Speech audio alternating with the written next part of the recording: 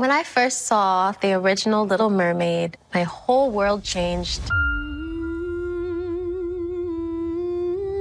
Like so many of us little girls, we all just wanted to be mermaids. I think The Little Mermaid is an iconic, powerful story. It was important to expand and make it a fuller experience. This Little Mermaid reflects what it means to want something greater for yourself. Part of that world. Now that's a voice. Halle Bailey, when she sang for us, it was so emotional. She set the bar, and no one ever surpassed it. Poor child. I've been watching you for a long time now, Dewey. Melissa McCarthy as Ursula, she's extraordinary. She's so dishy and conniving. We got a deal? I mean, I just gave you the premium package, kid. She's hilarious and terrifying. True. Yes. The Little Mermaid was the first film I ever scored. It's especially emotional coming back. And with Lin-Manuel Miranda, who is so brilliant, the songs we've written expand what Little Mermaid is. I feel really proud to work on The Little Mermaid because these characters live in my heart. I literally do not understand how this is all happening. It's just giving me chills thinking about it. The character of Ariel is a girl who feels displaced. She wants something more, and you feel that in every pore of Halle. The outpouring when we released that teaser and just kid after kid being like, you're like me. The world is so excited to see this role. I'm really excited for that moment to finally happen. Up where they walk. We're on set every day, and there's always a beautiful, very soft melody that she's just humming along to. I never said anything. I never wanted her to stop, just to feel Halle be that Little Mermaid. I think we're gonna feel that for a long time. I'm just so excited for people to see The Little Mermaid. Ariel has drive and passion and gumption. Halle is one of the most memorable and incredible experiences of this job. So talented, she's amazing. In my heart, my 5-year-old little self, if she could have seen me now, I think she would just be blown away.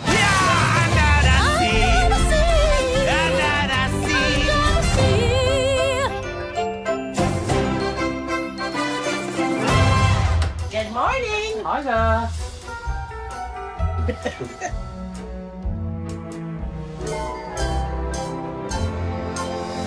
Now I start getting really subtle.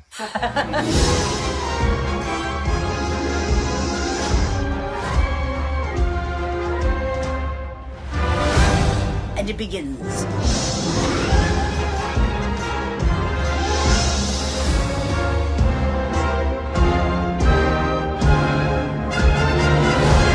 That's better. Where is it? Big, don't cross my lens!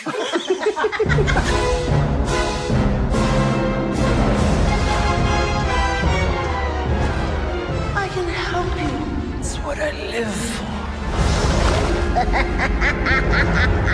I really didn't expect to find her here. The king can never hear this. Ow! You got it? Got it. Sorry, what'd you say again? I'm a dead crab. When casting, I hope that the actor comes in and claims the role. Someone who could bring that vision to life. Life under the sea is better than anything they got going on up there. This is the coolest thing I've ever been a part of. There was a lot of training to play the characters. Do you want to try? There was stunt training, boat training, voice training, dog training, gym training. I feel so trained. Rob would often encourage me to ad-lib. You know, why don't you tell me something nice? Hey, Scuttle, I like your hair. I like the center part because the side part looks like it's receding a little bit. I love you, Sebastian, and I want to get married to you, and I want to do it in Vegas, and I want my family to be there as witnesses. Jacob is so amazing as Flounder. You know, you can't back down. You gotta show him who's in charge. To play the king of the seas, those are big shoes to fill. I got to be Javier Bardem's sister, and it was just so incredible to work with him, but boy, you feel those lightning bolts come out. This ends now. Melissa McCarthy as Ursula is a dream. Yes. And it was hard to not like her in the film. She's amazing. The Little Little Mermaid songs are so timeless. We lost Howard Ashman, the original lyricist, who's a genius. So my great hope with this film was to expand the movie, honor Howard's work, and tell the story in a bigger way. And the antidote was Alan Menken and Lin-Manuel Miranda. They're both great collaborators. Little Mermaid was kind of the gem of them all. There was what Howard and I created. And so it's really exciting working with Lin. He's fearless. These songs are sacred texts to me. It's probably as responsible for me falling in love with musical storytelling as anything in my life. Howard Ashman set this incredible standard as a lyricist. I think Part of Your World is one of the great character songs of all time. It is both this soaring ballad and it is utterly conversational. Up where they walk, up where they run. With Halle Bailey singing, this just fills my heart. When she sang Part of Your World, it was so moving to me. She does it with such depth and such passion. It actually takes on a new life. I remember thinking to myself, this is a really cool moment. I'm just gonna take a picture in my head and remember this forever. Unfortunate soul! When people see Melissa as Ursula, I'm telling you, it's like something you've never seen before. She is so good. Her Ursula is...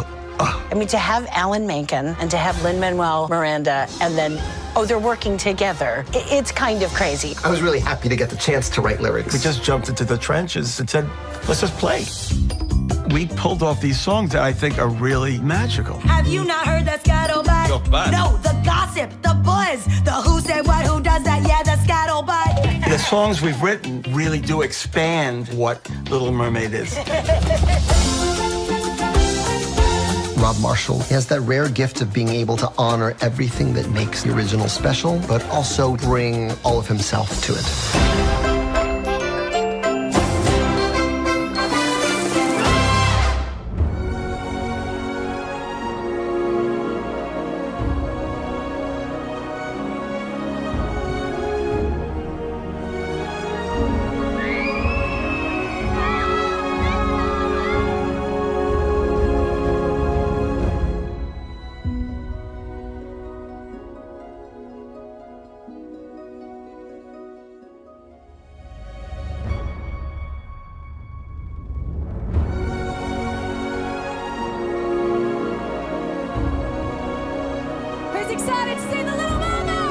Like so many of you, it's lived in our hearts since we were children. I found myself through Ariel. I felt like she was speaking through me.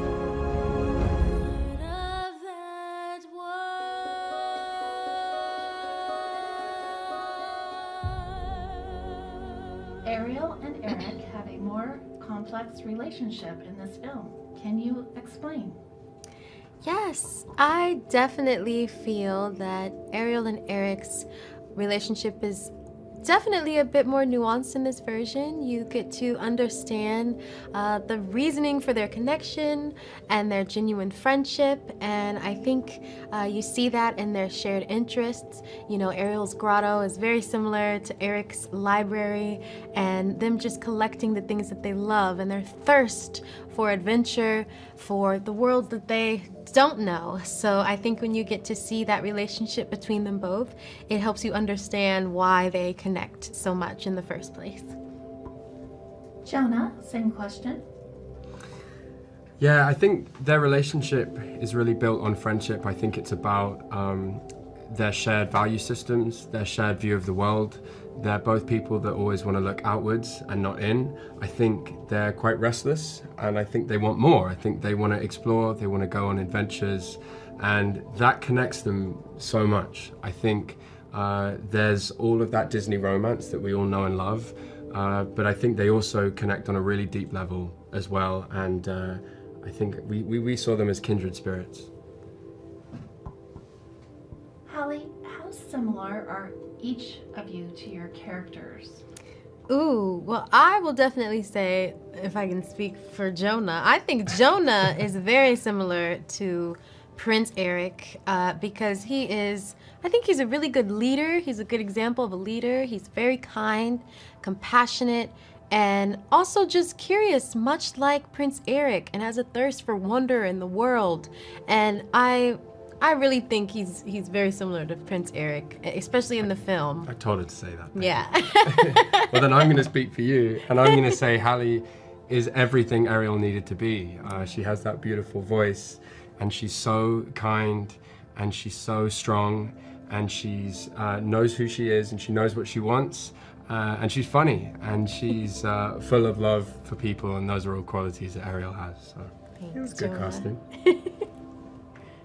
Aw. All right, either one of you can take this. Can you talk about the unique rehearsal process on this film? Yeah. Should I go?